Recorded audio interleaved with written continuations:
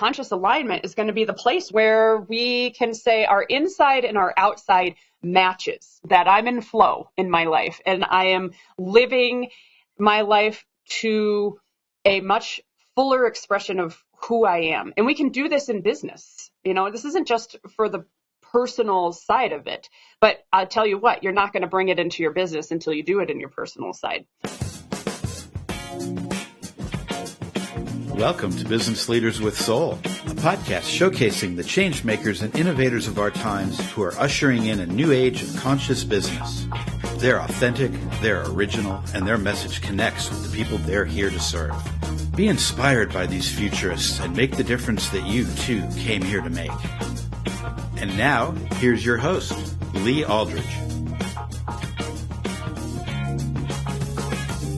Hi, everybody. I'm Lee Aldridge with Soul Story Creative, where we don't tell you who to be, we show the world who you are. Our guest today is Dannielle Bryan, owner and CEO of Shamanic Twist. Dannielle is a skilled teacher and master practitioner of energy medicine and has integrated the principles of shamanism into her professional and personal life as a study, a spiritual practice, and a lived experience for over 20 years. Dannielle is a master at bringing the spiritual and energetic realm into relatable, tangible practices that are useful and transformational in everyday life. She brings her signature humor and warmth to her practice, her parenting, and her community. The lessons, insights, and wisdoms she has cultivated is what she lovingly and happily shares with the world. The Medicine Wheel, her flagship program, is a deep personal journey where one moves through limiting beliefs and patterns and comes into a deeper connection with their inner wisdom to live life in conscious alignment with their soul purpose.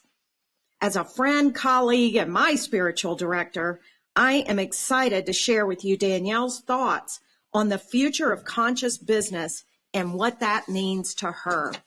Dannielle, welcome. Thanks, Lee. I'm happy to be here. Now, I've got a question for you. We're in the world of personal development with Shamanic Twist. Just in the past couple of years, since I went through your Medicine Wheel program, how have things changed in the personal development world? Has your philosophy changed, the way you approach anything? Can you share with us some thoughts on that? Yeah. Things have changed. I've been in this world for 20 years in the personal self-development, spiritual development world. And what I've seen shift in the last few years is a really big online presence with everything. I mean, we can thank 2020 for that. Online has always been there for years and years. That's not brand new in the last few years. But what I've seen shift are two things. One, in the last year, I personally have noticed a deeper hunger, is how I'm going to talk about it. There's a desire, there's a hunger for a deeper connection to self and to other.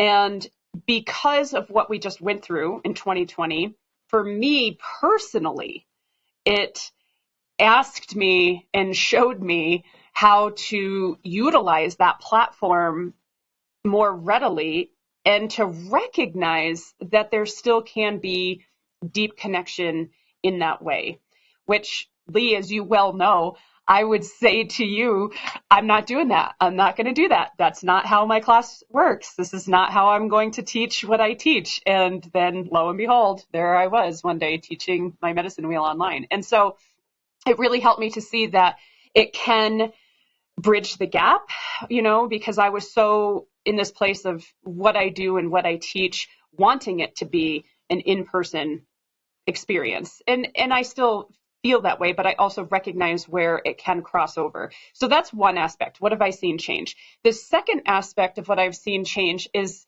this desire for more. And sometimes people know what that is, and sometimes they don't. They just feel it. They're feeling the call. They're saying, I'm looking for something. I want to come into a deeper relationship with myself, or I'm looking for something spiritual. And they're actually feeling this urge within them.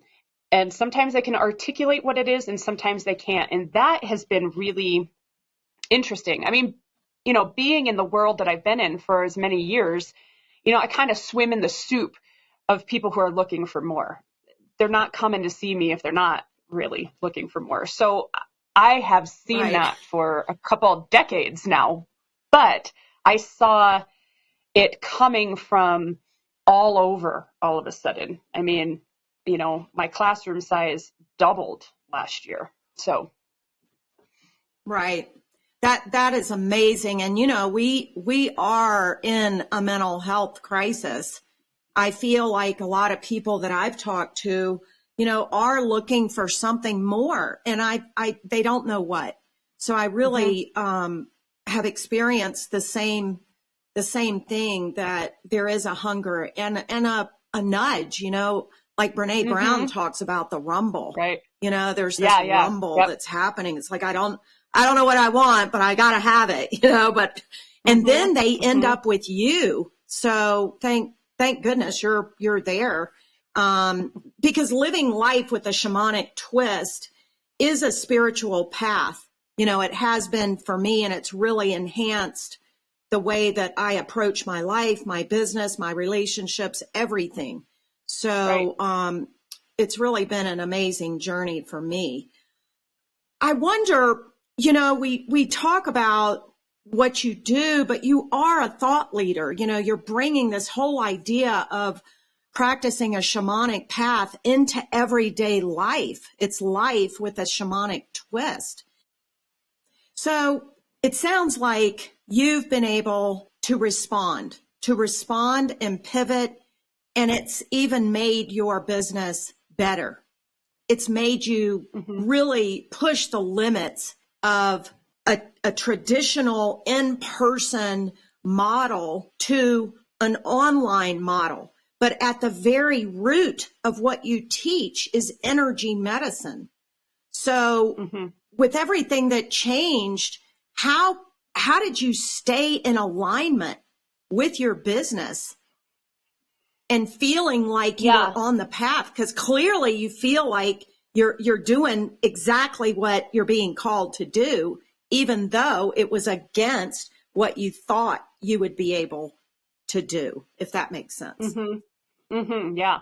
It's, for me, the way that I respond to what I do is to stay in the flow, to listen, to recognize what's being asked. And it has required of me to stay fluid in what I think is happening, or what I think is the way, or, whatever the way has been. If I'm kind of, cruising down a certain track and all of a sudden that has to shift, it's to be fluid enough to be able to shift. Now, again, we all had to do that. I'm not unique in that from last year anyway, but it's not just last year that has asked me to be fluid and shift and recognize what's coming down the line. So, I am in alignment with what I do.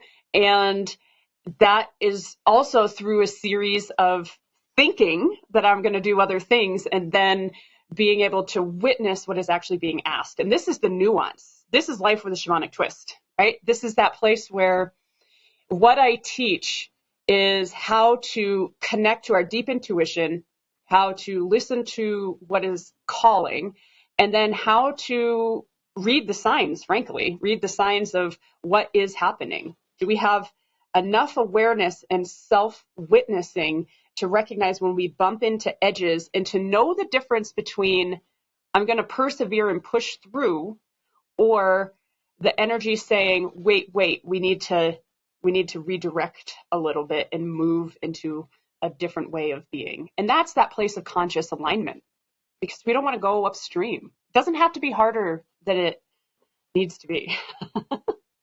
Right. And what does it look like when we're in alignment?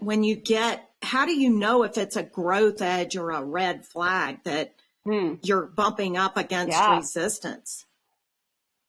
That's such a good question. And it's an easy one to answer in concept and theory, much more tricky to discern it when you're in it. So the easy answer, how do we know when it's a growth edge or when it's, that red flag that says, wait, stop, you got to move into a different direction. And even the stop, wait is a growth edge, frankly. So I think personally, how I have worked with it is to recognize when I hit the resistance or the edge, and then to stop and take self-inventory. What is really going on here? What is happening in this resistance or this edge or this shift in energy where suddenly it's not just in flow, but it's a little bit more challenging? And to be able to look at myself and ask, am I in fear? Am I in scarcity? Am I in lack? Do I have imposter syndrome rolling? Do I fear what other people are going to think? And a lot of that, Lee, it's emotional and it's charged, and we want to recognize it. We have to be able to look at it. We don't want to just skip over that stuff. And so when we take the time to really look at it, then we can move through it, whatever it is. We can recognize that, oh no, these are not what is really going on. What's really happening is I'm being asked to shift, or no, you know what? When I get quiet enough, I know this is the path for me, and I'm just meeting my own resistance because it's bringing up personal stuff. And maybe that's personal stuff from the past. Maybe that's, like I said, imposter syndrome. What are people going to think? Am I qualified? This is a big risk. This is a financial risk. And so we need to take the time, slow down, and take the time to look at ourselves and look at what's going on, and then really come back to the truth in it. Like, can we quiet down enough to drop in and regain clarity on where we're going? And maybe that's the same line, and maybe it's the same general line, but we just got to tweak it a little bit. And it's like, the key there is to slow down and not power through, not check off the list, but to slow down and really get conscious of what is in alignment. Mm-hmm. And we could be surprised, right? We could find that we just need to hire a VA to do our newsletter, that it's not some big growth edge, but it could just be some dang thing that I got to let go of and let somebody else take care of, right? Mm-hmm. Yeah, absolutely. Yeah. Like, where can we let go? Where can we say, you know what, the payoff of doing this activity is not worth what I go through to do it, right? And sometimes it's just like you said, we got to hire the person because it's too much of a trudge to get through it. And we don't do it. We put it off. We don't do it. And again, it comes back to like, okay, do I just need to buckle down and get this stuff done? Or am I at a point where I can hand this off? And so those become those kind of daily questions, those little detail things, right? Yeah. Yeah. Well, and it seems like we are moving into this digital world, and it's so weird, to be in my life with people who live in this little rectangle on my computer, this 2D thing of this is my community. And it's just becoming a realization to me that these are my peeps in a lot of ways, and how we look like the Jetsons. I don't know if you remember that show, but zipping around. Yeah. Yeah. And so we're slowly and gradually moving into a new paradigm and this conscious business, this conscious alignment.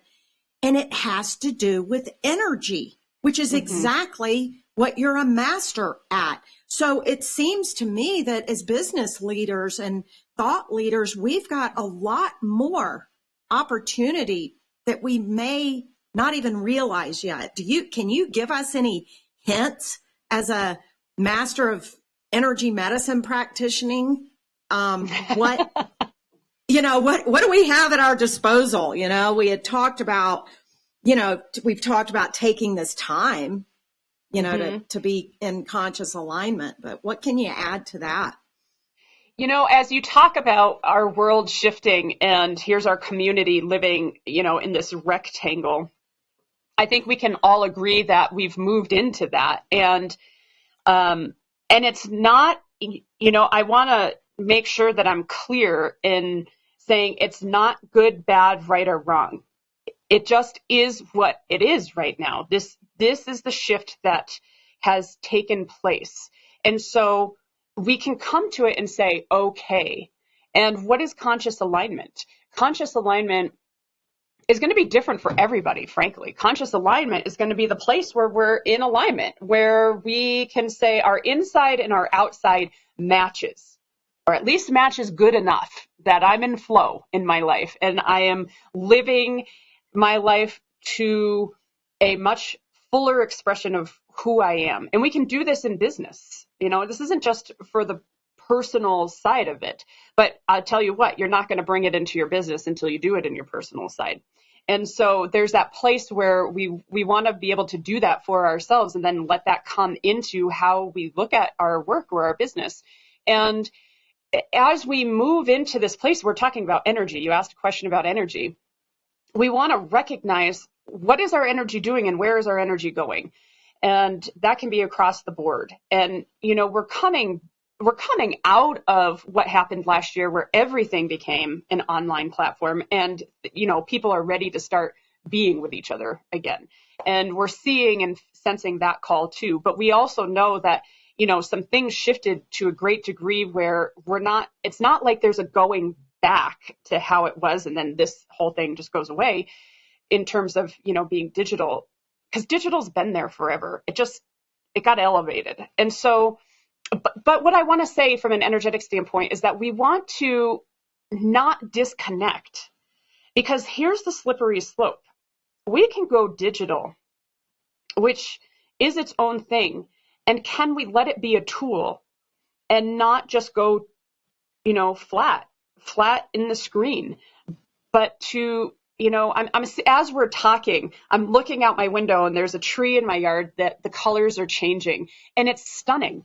Can we get outside? Can we find that deep, deep connection and live in deep connection even when we are participating in this digital world? And so I think something that is very important for if we're talking about where are things going, how are things moving, we don't want to lose that deep connection to self, to nature, to the world, to the people who we do see, and let that be full and rich and alive, and let that cross over into the digital.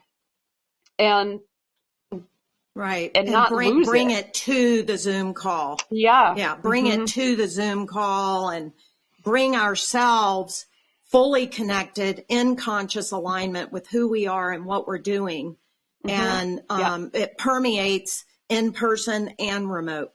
Well, let's look at this idea of energy, because I know, what happened to us in the last 18 months pushed so many business owners to pivot online. But it seems that because everything is energy and energy is everything, and we get into quantum physics, that this whole process or experience, this event, has really broadened humanity's capacity to use energy in a way that enhances our lives. Does that make sense at all? Am I getting around to something that just feels like while you've been pushed to expand, you've also seen that it works in person and remote? Like you can do an energy healing remotely. I've had them and they're not maybe as fun and juicy as being in person, but they certainly have been as effective, truly. So now we've got this huge expansion, and it just feels like we are leaping and up leveling in humanity. We are. Yeah. And it's interesting because we're leaping and up leveling in humanity from an energetic place because we've been stretched. We've been, what we all went through last year stretched all of us emotionally. And it happened across the spectrum, for a lot of people went through really hard times.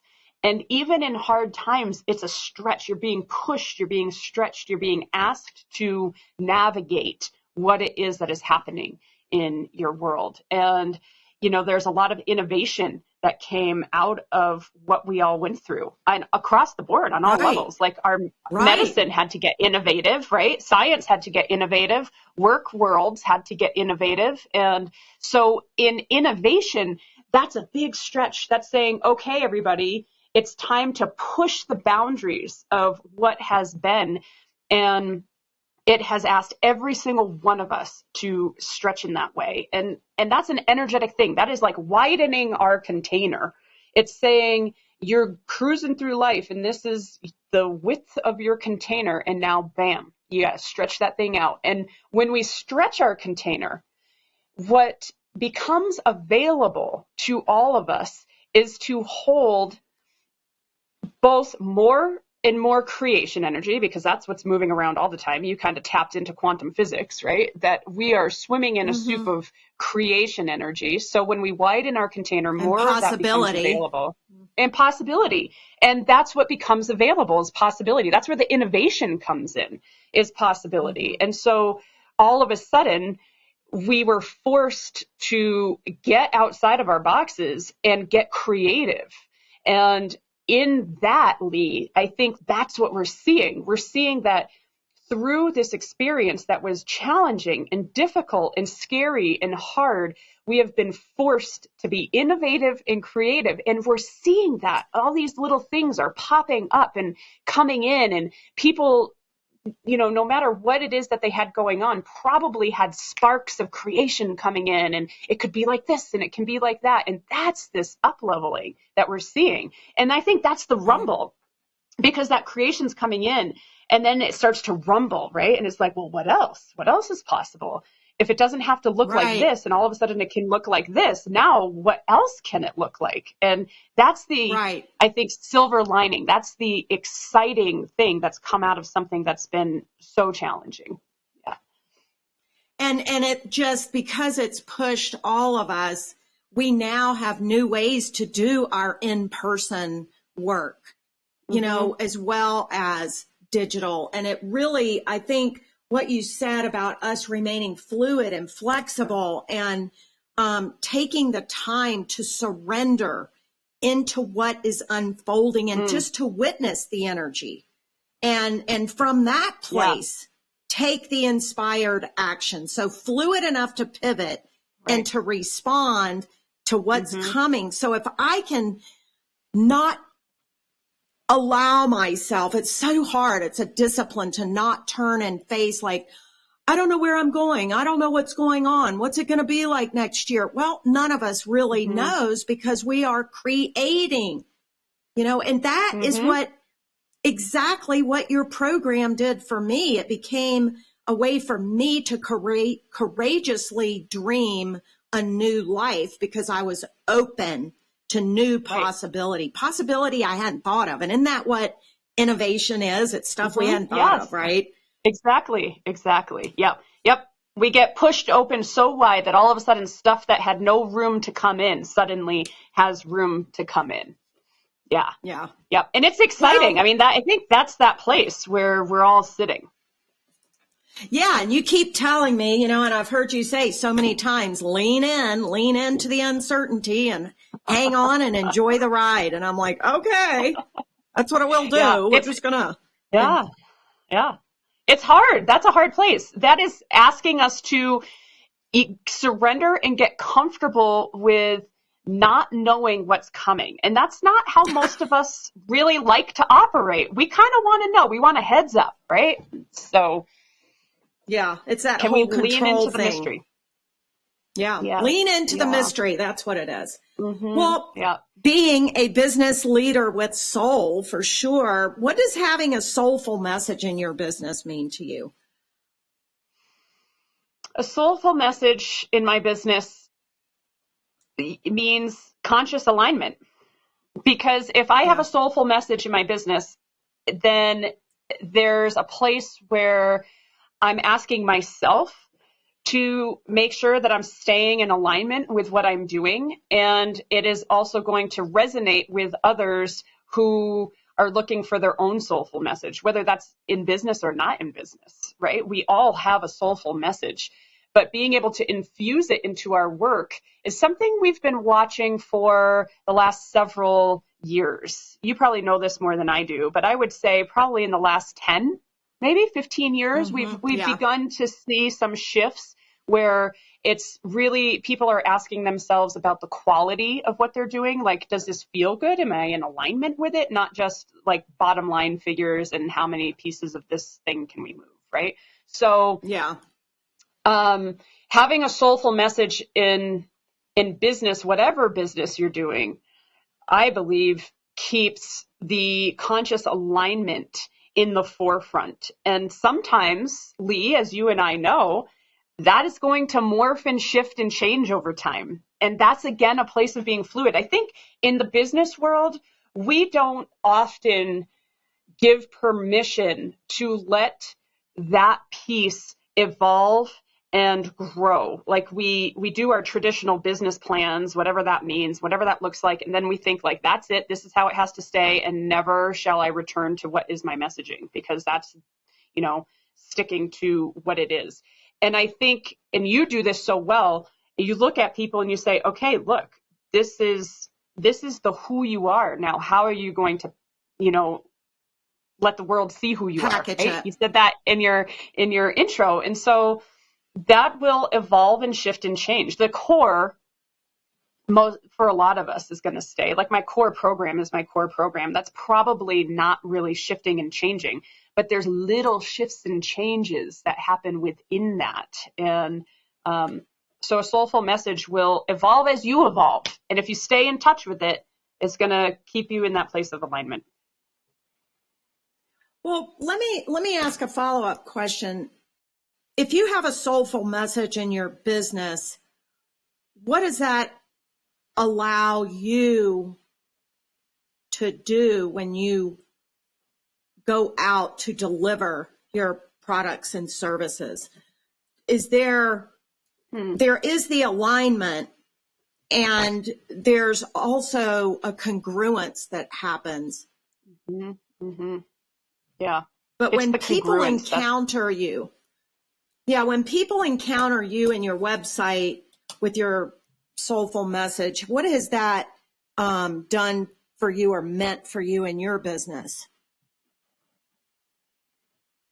It has kept me honest with myself and what I'm doing, and it has allowed me the great fortune to work with people who are like-minded, because having a soulful message, if people respond to that, if they feel connected to that, then they're like-minded with what we're doing. And then it's a good fit. It's a natural fit. It's not where we're going to attract people who say, wait a minute, this isn't what I was looking for, or wait a minute, I'm not getting what I thought. They're getting exactly what they thought, or I don't know, exactly might be kind of a strong word, but they're getting a good deal of what they expected to get because the messaging aligned with them, and that's what attracted them. And so there's this continuity overall with the students who end up in the classroom and the clients who come in for sessions, that there's some level of understanding that already took place because they responded to the call from what they read or what they heard or what was on the website. And so we're not, There's no selling. I don't need to convince them of anything. We just meet each other where we are and off we go, whatever that's going to look like. It's kind of self-vetting, gets rid of the tire kickers who aren't ready to do the work, maybe. Because it's very clear in your message that you've got to bring yourself and be willing and ready to work. And so they can show up to you with that knowing, with that expectation, as well as there's a resonance. I hear what you're saying. Yeah. They recognize you.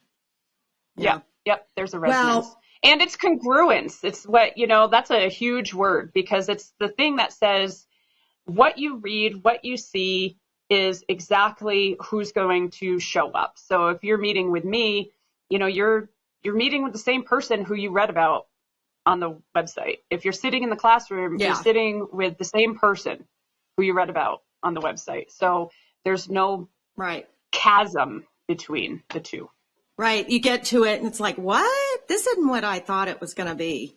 You know, that's what I hear you saying, is that we have a good understanding just by landing on a website or encountering your brand on a podcast like this, for example.